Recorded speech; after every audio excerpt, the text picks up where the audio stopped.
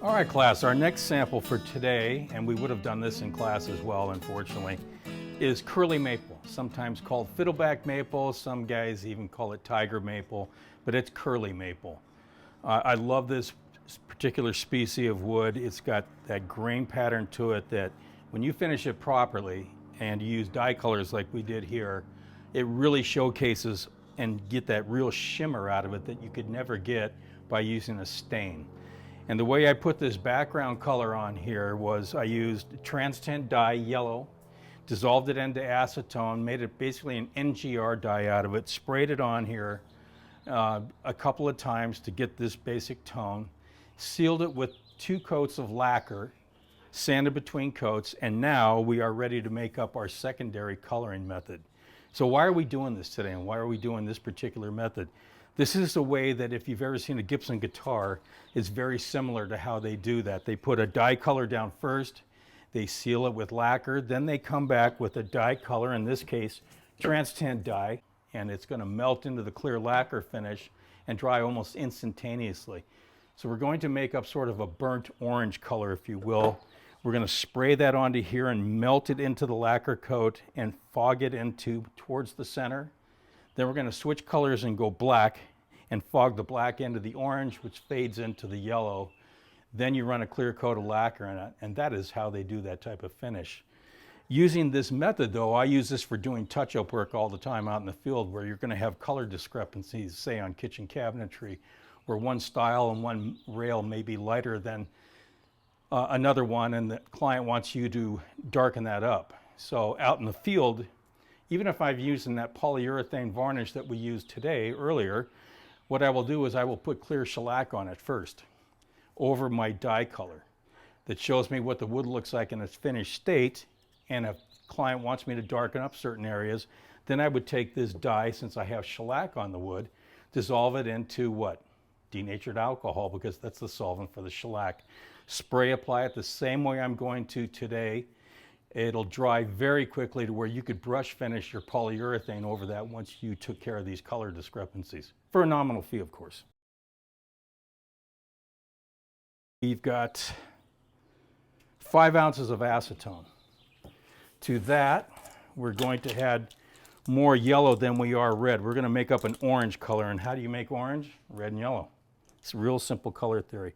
So this is lemon yellow from the Trans-Tint Company. We will go a half a teaspoon of yellow.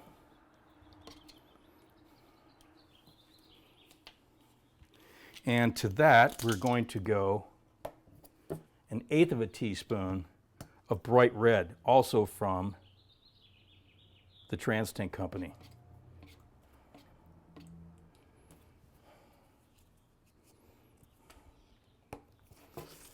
So let's stir this up and see if we have an orange color, and lo and behold, we do. So we could go even darker than that if we wanted to. If you say, look, I want it to be a stronger orange, maybe we would up the formulation.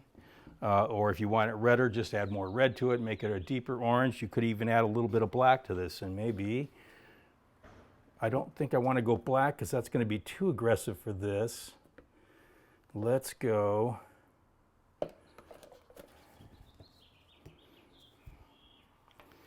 This is dark mission brown.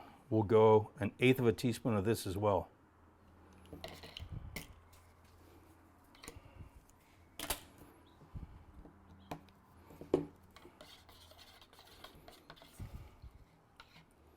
There we go.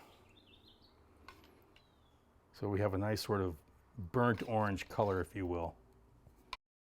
And we're going to put it into this small spray gun. This is called a detail gun or a touch-up gun. Automotive finishers use this all the time when they're doing specialty finishes on cars, motorcycles.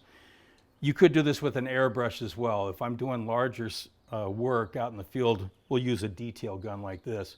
HVLP, high volume, low pressure, a little half-pint cup here to where we'll make up our dye color. Put it in the gun, and we're going to take this knob here, which is our material knob, if you remember.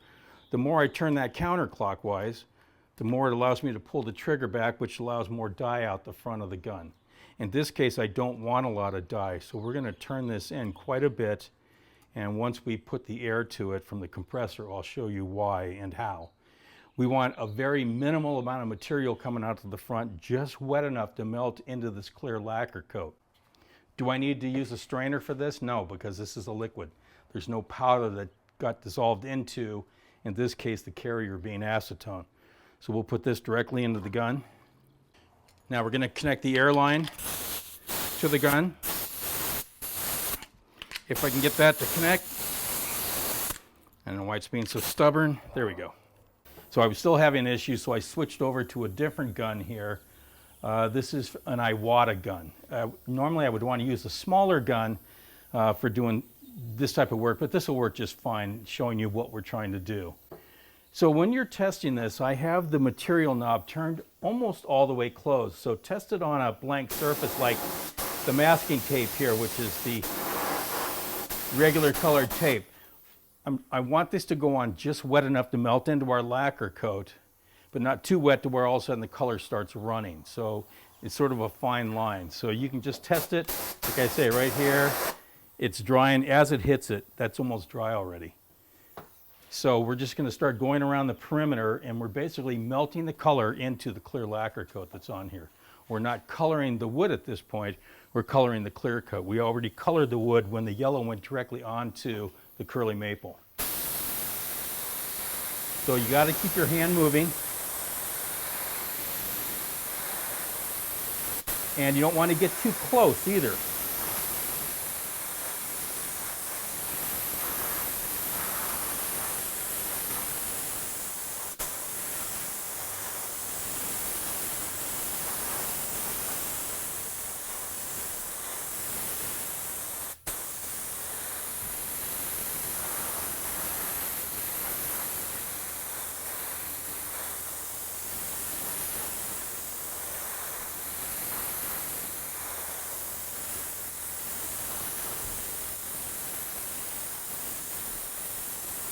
So I'm kind of doing like a half moon right now, and I'm doing a little less color coming into the basic field of the yellow. So I think that's pretty good at this point. So I'm going to stop, change the gun over. We're going to put some black dye into it next, and then fade the black into this orange, which kind of fades into the yellow. Our next step now is we have the yellow dye that we put on first. And then we made up our secondary, our orange color that we melted into the clear lacquer coat. Now I haven't added any lacquer to this yet because I really don't need to. There's enough lacquer there to where this black is going to melt into the orange, and we're going to kind of fade it into the orange. So I'm going to start out. I also added the cheater valve back to the gun because I don't need very much air coming from the compressor. And rather than having to go all the way back to the compressor and turn it down, I can turn it down right here.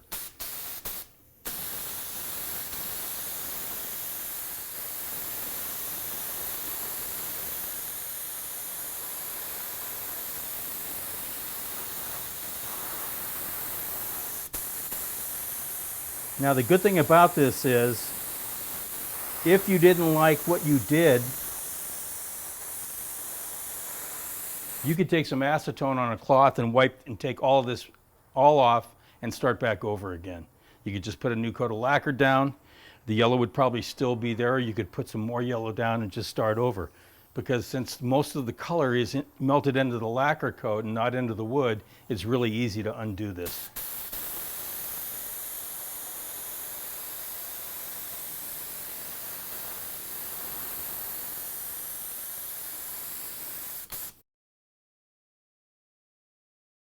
The last thing that we did was apply clear lacquer over the dye colors that we melted into the clear coats to protect it from being rubbed off.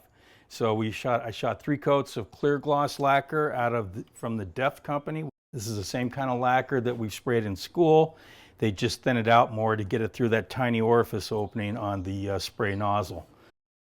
So this is the finished product. So you can see that kind of shimmer that you get to it because the dyes have transparency that the stains could never possibly give you. So in the case like this, we did the yellow first over the entire surface, sealed that with 2 coats of lacquer, sanded, then came back with the orange color that we made up, But you can see with the black that we put on how it changes that orange and gives it a much more of a brownish effect to it. But the depth of color you get from this is, in my opinion, second to none.